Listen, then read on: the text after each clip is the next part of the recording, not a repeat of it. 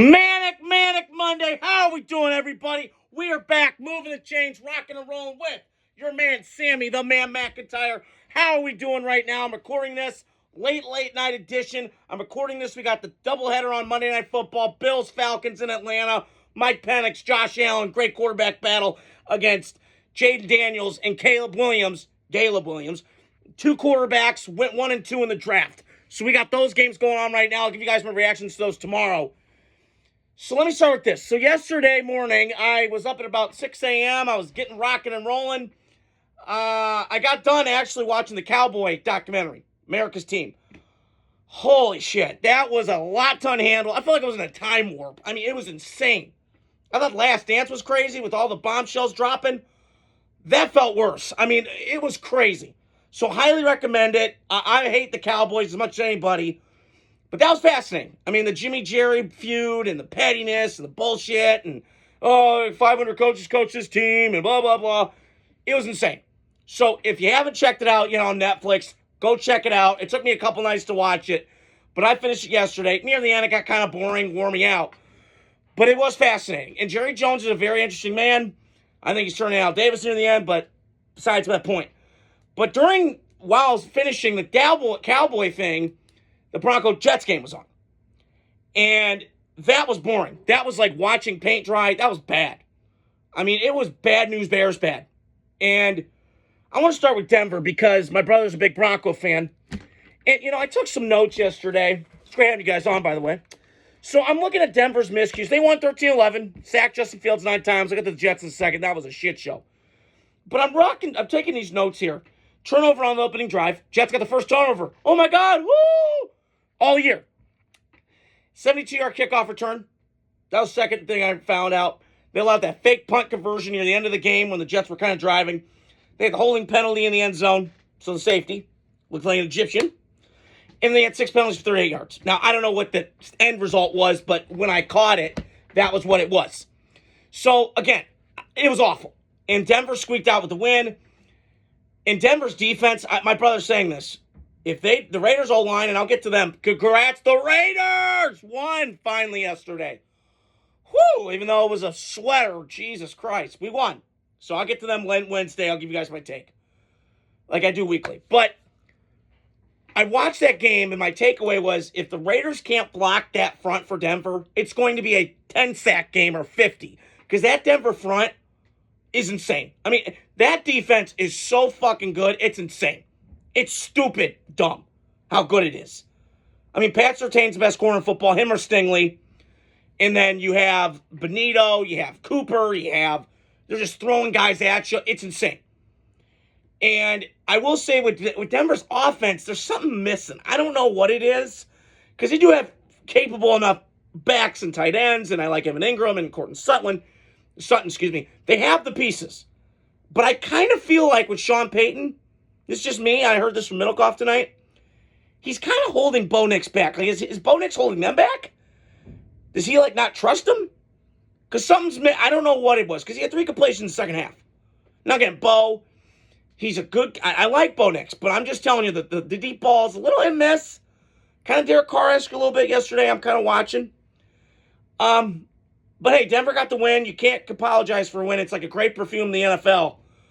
But that was kind of alarming. And it just, got to be better. I've always kind of been critical of Sean Payton's teams. They've been kind of sloppy to me.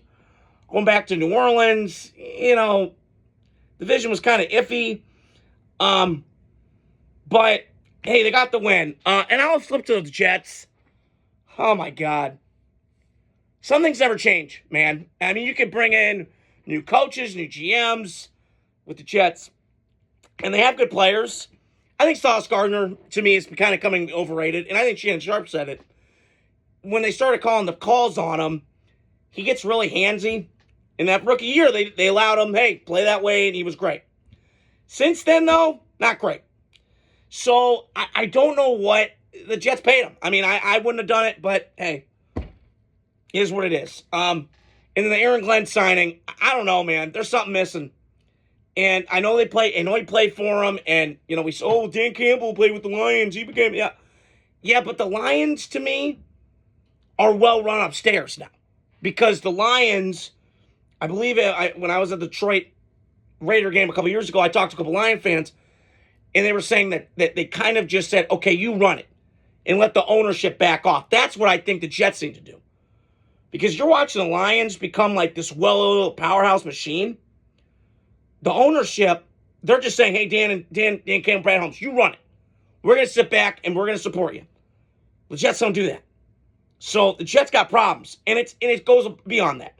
Paying Justin Fields the money they did was stupid. He's always been a good player, good athlete, can't see the field at all. I'm watching yesterday. He's bad. And I liked him coming out of Ohio State. I fell for it. I was a sucker. But I got sucked in a little bit. And, Chicago, same thing. And the other thing is, I feel for the kid because he's always had defensive coaches, right? The Bears, he gets Matt Eberflus. And then it was, it was Matt Eberflus. It was defense culture, Chicago. Then now they're offense culture. But you had Chicago defense culture, Pittsburgh defense culture, and the Jets defensive coach. So I feel like Justin Fields would be better if he had a McVay or an O'Connell or a Matt LaFleur, somebody like that to use the skill set, but he hasn't.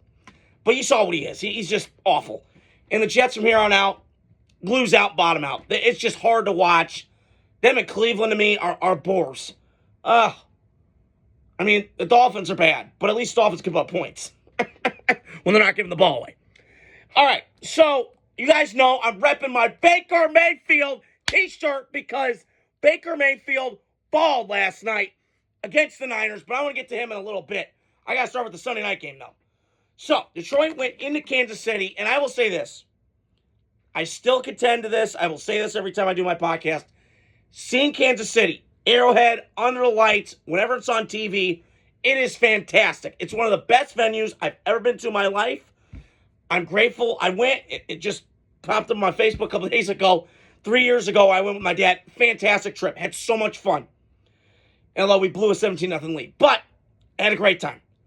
So, I want to start with this. So, the Lions lost last night. But I was listening to some Lion fans today. And I know Mike Kesnick and Derek and my buddy Anthony Giles, who I follow on Instagram, biggest Lions fan I know. That was hard last night. Because I had the Lions going in and beating the Chiefs because they did it, the opener after the banner. So I'm like, okay, I think the Lions got it. And you saw the equal talent on the teams last night. They have equal talent. These are two of the best teams in football. That could be a Super Bowl matchup, and I really do believe it will be. But I go back to this with this. The Lions are going to be okay. And I get it. They played like shit last night. Their offense got stagnant. They had some miscues. I love the trick play that Johnny Morton called, and then the penalty, and then they dropped that ball on 4th and 2. And they just had some uncharacteristic Lion mistakes, which you can't do in Arrowhead. You just can't. The Chiefs are becoming like the new Patriots. Okay, yeah, we're going to wait for you to fuck up, and then when you do, we're going to take advantage of it. And that's what it felt like last night. But from the Lions' viewpoint, here's the thing. You got this guy coming up to your house next Monday night, in Detroit, which was a rematch of the 2023 playoff game, which the Lions, we saw that was. That's going to be a playoff game. And next weekend in Detroit, next Monday night. And I cannot wait for that. Cannot wait. You got that next Monday night. So let's just say, for the sake of argument, you beat the Buccaneers, which has kind of given you some fits over the years. That's kind of one of those random teams. The Raiders and Jets, it's always a weird rivalry. Lions, Bucks, it's like, you never know where it's at. But I will say this, if the Lions beat Tampa next week, you're 5-2 going into that bye week. Top of the North. So you're doing pretty good. And I said it before the year, they're going to win that North again. People said, whoa. The Lions were kind of calm. There's a lot of noise. Not so much them, but but they're going to be okay. I mean, Goff is still good enough to get you a Super Bowl. He's done it. He's a seasoned pro. The Lions are going to be fine. Sam Laporta got me a touchdown last night. Good job, Sammy. Happy for you, brother. I love Sam Laporta. Grow a beard, though. Don't be a bitch. But you got something going, and you're a great tight end. Come from Iowa. So that's the Lions' viewpoint. The Chiefs' standpoint, they had to get that win last night. Because if they didn't, 2-4 against your 2-4 Raiders, not good. Not for from the Chiefs standpoint. So I will say I was happy. Listen, I love watching Mahomes. And listen, I know he gets a lot of calls and all that. That's fine. I got it. Brady did a lot. It gets annoying, and I agree. But I cannot doubt his greatness.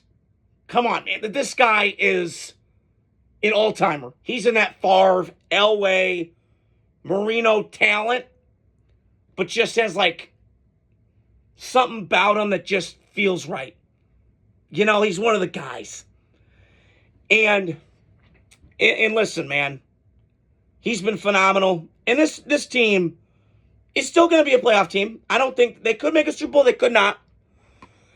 I think they probably will, just because the AFC, the way it's lining up. I mean, the Chiefs really fear anybody? Ask yourself. 41 Aaron Rodgers. I don't know. Do you fear the Colts? No.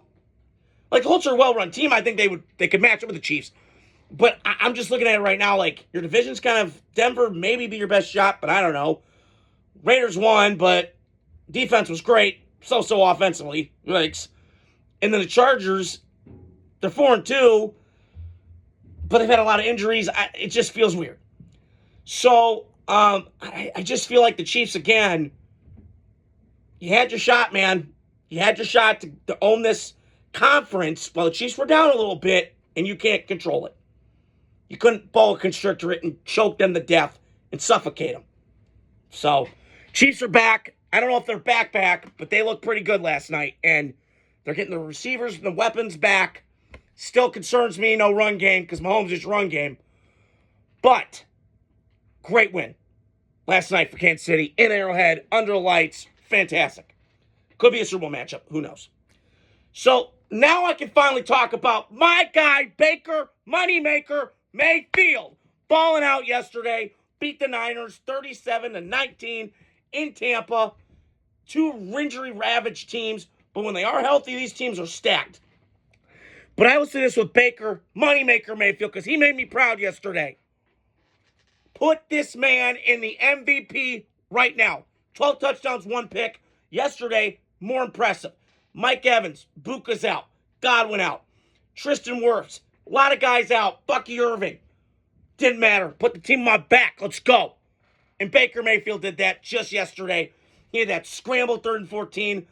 Coincidentally, it reminded me of Jeff Garcia playing the Jaguars in-state rivalry.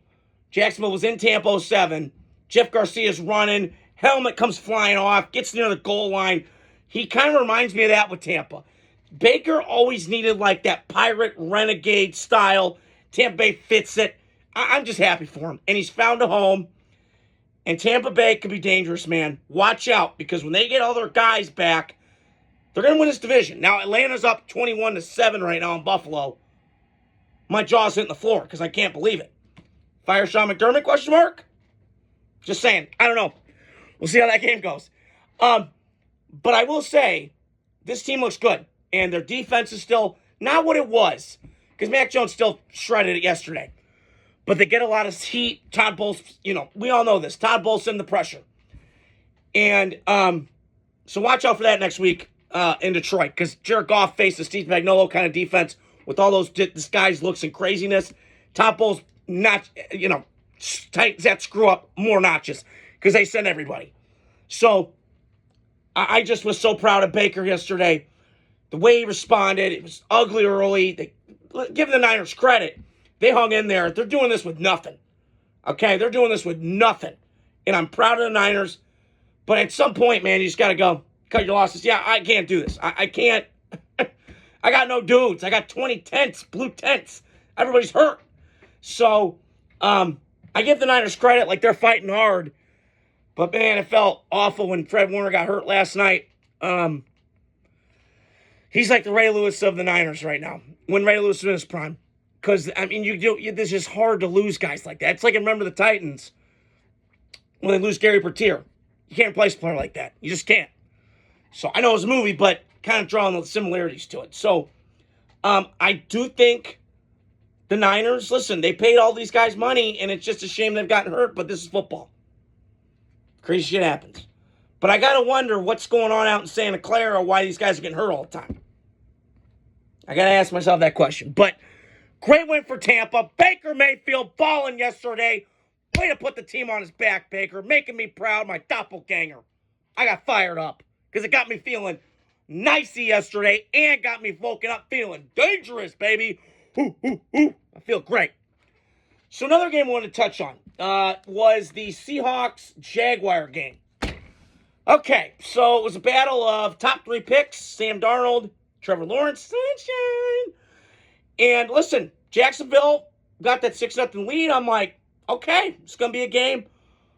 And then, Sam Darnold, listen, played efficient yesterday. They ran that 12 personnel. It looked fantastic.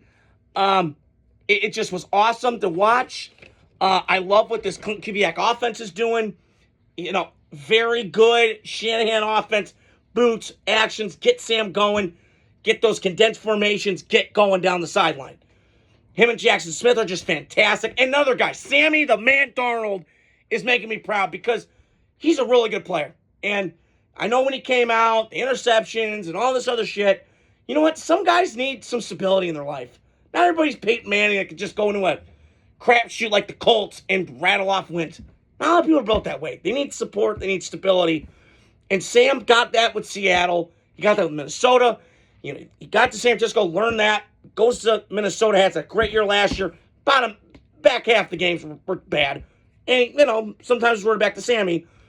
But now he's balling. And I will say this, that defense yesterday really got after Trevor Lawrence. Because I look up, and they got 7 sacks on him yesterday.